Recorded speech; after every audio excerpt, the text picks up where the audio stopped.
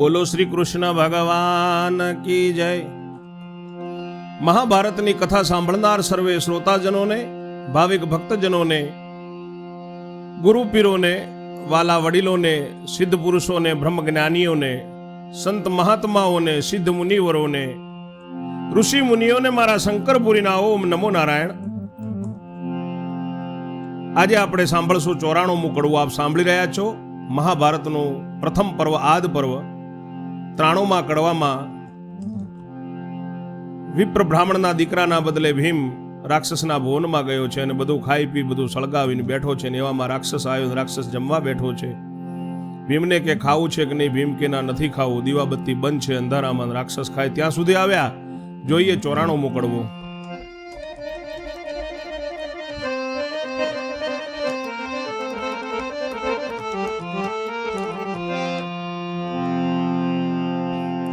વૈષમ પાયે એણી પેર બોલ્યા, સુણ જન્મે જયરાય,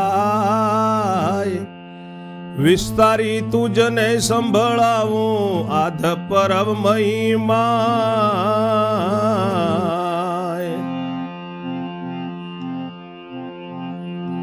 ચાલ્યો રાક્ષસ રસોડામાં, ખાવું ખાવું મુખ ભાખે, લાડુ લઈ મુખમાં મૂક્યા તવ થું થું કરી કાઢી નાખે।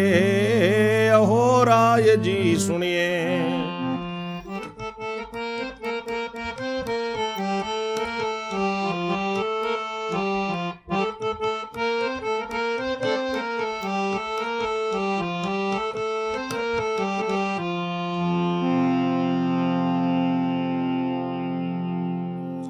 બીજો લઈને ચાવવા લાગ્યો, મુખમાં કાકરા ભાગે, પાપીએ કહ્યું ઓરે કટકા કાદવ કચરો લાગે।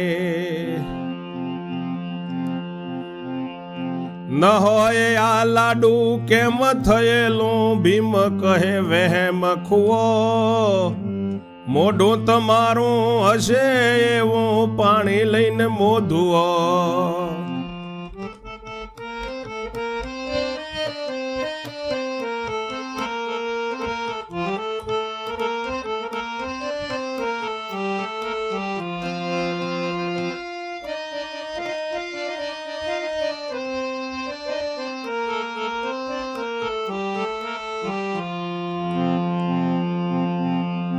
તબ પાપીએ મોઢું ધોયું ને પાછો ખાવાય જા, કાદવ નો તે કાદવ લાગે, આ તે શું કહેવાય?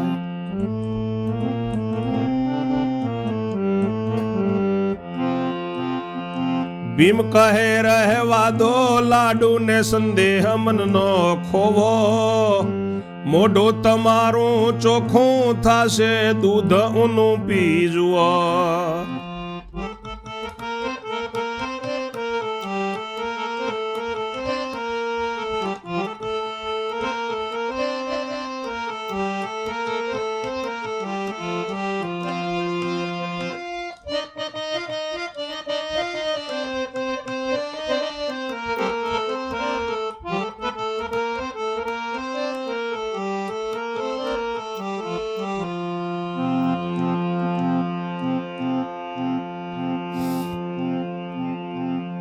તબ પાપી ગયો કડાયા પાસે ને છે જરાયું નું સાર, મોઢે માંડીને પીવા લાગ્યો ને લાગ્યો ખારો તે તો સાર।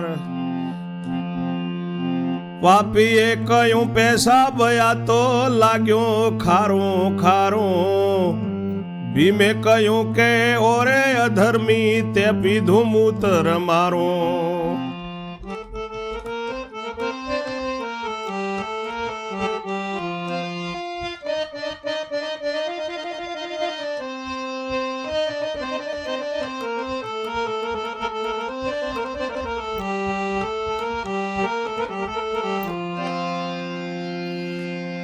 ઋષિ વૈશંપાય કહે છે કે સાંભળ જન્મે જે રાજા, તને આદ પર્વનો મહિમા સંભળાવું છું।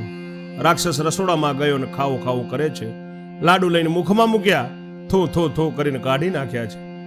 બીજો લઈને ચાવવા લાગ્યો, મુખમાં એના મોઢામાં કાંકરા જ ભાગે છે. પાપીએ કહ્યું કે એ કટકા સોપારીના, આ તો કાદવને કચરો લાગે છે, આ લાડુ ન હોય કેમ થયું? ભીમ કહે છે કે એ તો તમારો વ્યામ છે, તમારું મોઢું એવું છે, પાણી લઈને મોઢું ધુવો. એટલે એ રાક્ષસ તરત મોઢું ધોયું છે, પાછો ખાવા જાય છે તો કાદવ જ લાગે. આ શું કહેવાય? ભીમ કહે છે કે રહેવા દો લાડુ, તમારા મનમાં એવું જ હોય તો તમારું મોઢું ચોખ્ખું થશે, પેલું ઊનું દૂધ પડ્યું છે એ પી જાઓ. ત્યારે પાપી કડાયા પાસે જઈ અને થોડુંક ઊનું છે એટલે મોઢે માંડીને પીવા માંડ્યું તો ખારું ખારું લાગ્યું. પાપીએ કહ્યું કે આ તો પેશાબ છે, ખારું ખારું લાગે, પેશાબ જેવું લાગ્યું. ભીમ કે હે ધર્મી, તે મારું મૂત્ર પીધું. પાપીએ જાણ્યું ગોડીઓ છે તે બોલે ગમે તેમ, માટલા બોકડા કાઈ ન વજોયું ત્યારે પડ્યો વહેમ. પેલા તો એને જાણ્યું કે આ તો ગાડીઓ છે, છો ને ભલે ગમે તેમ બોલતો, પણ પેલા માટલા મદના કે બોકડા કે કઈ જોયું નહીં એટલે એને ખરો વહેમ પડ્યો.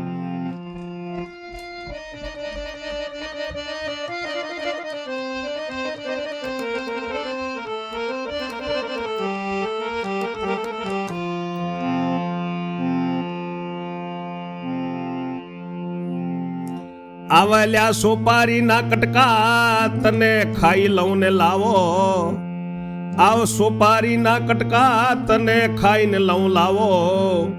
ભીમ કહે મને ભય લાગે છે, તમે આ ખૂણે આવો. એટલે પાપી તરત ચાલ્યો ને ખોળવા ખૂણે બેઠો. ભીમસેન ત્યાંથી ઉઠીને ગયો ને બીજે ખૂણે જઈને બેઠો.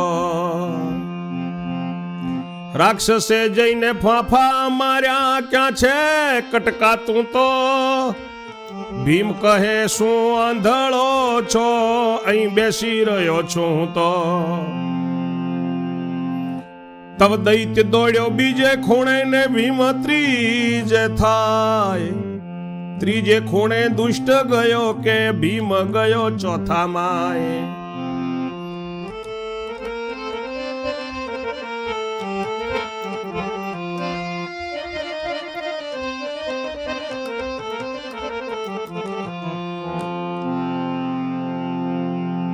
ચાલ કે હવે સોપારીના કટકા તને જ ખાઈને લાવો લઉં. ભીમ કહે છે મને ભય લાગે છે, તમે આ ખૂણામાં આવો. એટલે પાપી તરત એ ખૂણામાં ગયો છે અને ખોળવા ખૂણામાં બેઠો છે, અંધારું છે. ભીમ ત્યાંથી ઉઠીને બીજે ખૂણે ગયો. બીજે ખૂણે જઈને બેઠો. રાક્ષસે ફાંફા માર્યા, ક્યાં છે કટકા તું? ભીમ કહે શું આંધળો છે હું તો આ રહ્યો. ત્યારે બીજે ખૂણે દોડ્યો રાક્ષસ. ભીમ ત્રીજે જાય, રાક્ષસ ત્રીજે આવે એટલે દુષ્ટ આમથી તેમ દોડે છે રાક્ષસ ને. એ ત્રીજે આવે એટલે ભીમ ચોથામાં જાય. એમ ઘડી સુધી અથડાવ્યો અને ભીમે કર્યો વિચાર, ક્યાં લગી રમત રમ્યા કરીશું ને ઉઠીને થયો તૈયાર. એમ થોડી વાર અથડાઈને ભીમ વિચાર કરે છે કે ક્યાં સુધી રમત રમશું, અને ભીમ વિચાર કર્યો છે, ઉઠીને તૈયાર થયો છે. ભીમસે નહીં ઉઠ્યો, રોષ માર ઉઠ્યો ને આપ સુરાનો સાથી. સામે ગયો તવ બેઉ જણાની ભચકાઈ છાતી એ છાતી. એવામાં એક ના કર ઝાલ્યા, દુષ્ટનો વિચાર કેવો. ભીમના ભુજના પંજાથી જાણ્યું છે કોઈ મારા જેવો. એવામાં વૃકાંદર બોલ્યો, ઓરે હરામખોર, હરામનો ખાઈને હત્યાઓ કરવી, ઈશ્વરનો તું ચોર. નિત્યની પહોંચ અજાઓ મારે મારે મનુષ્ય કર રે. તુજને દયા નહીં દિલમાં છૂંદી નાખું છેક.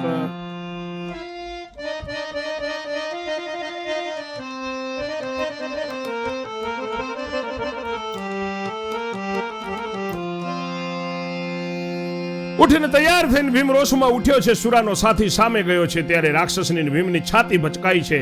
એક એકનો કર ઝાલ્યો છે. દુષ્ટ રાક્ષસને વિચાર આવ્યો છે. ભીમના પંજાથી એને જાણ્યું છે કે આ તો કોઈ મારા જેવો છે. એવામાં ભીમ બોલ્યો છે કે હરામખોર, હરામનું ખાઈને હત્યાઓ કરવી, તું તો ઈશ્વરનો ચોર બનેલો છે.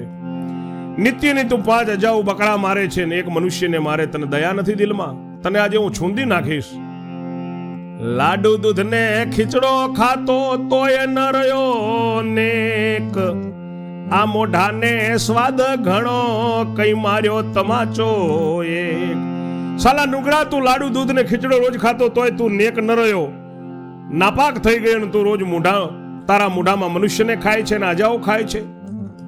જે મોઢે સારું તે મોઢે માઠું ખાવાનું મળ્યું આજ, એમ કહેતામાં બેઉ જણ કોપ્યા થઈ ગઈ બાજંબાજ. ભીમે ખેંચીને એક થાપ મારી છે, તને શરમ ના આવી?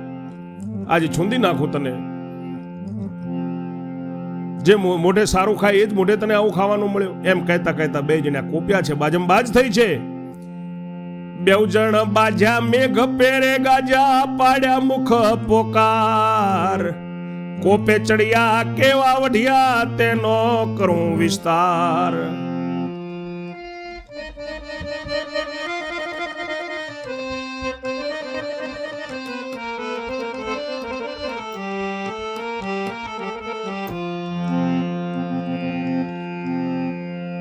ભીમે એમ કરીને તમાચો માર્યો છે, બે મેઘની જેમ ગાજ્યા છે અને મુખથી પોકારો કરે છે. સામસામા કેવા કોપે ચડ્યા છે તેવું આગળ કહે છે. વિસ્તાર સાથે વર્ણવું ને અધર્મી લે સ્વાદ, વ્યાસ વલ્લભ મુખ ઉચરે ને તેનો ઉતરે નાદ. હવે આગળ આપણે 95માં કડવામાં જોશું. ત્યાં સુધી મારી વાણીને હું વિરામ આપું છું.